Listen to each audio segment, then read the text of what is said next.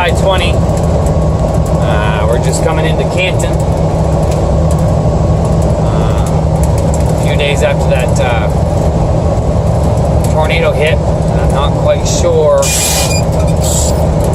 where it was.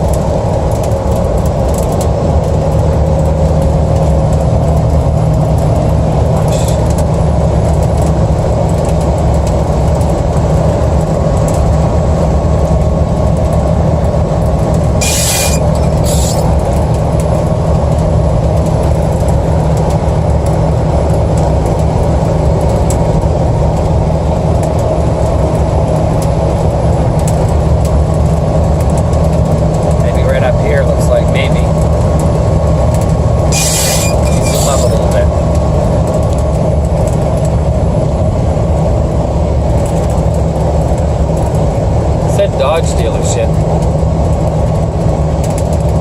Sign back there says exit now.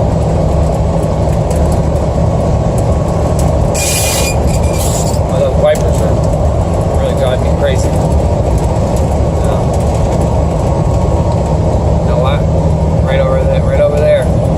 That's exactly where it was too. Oh, over here, look.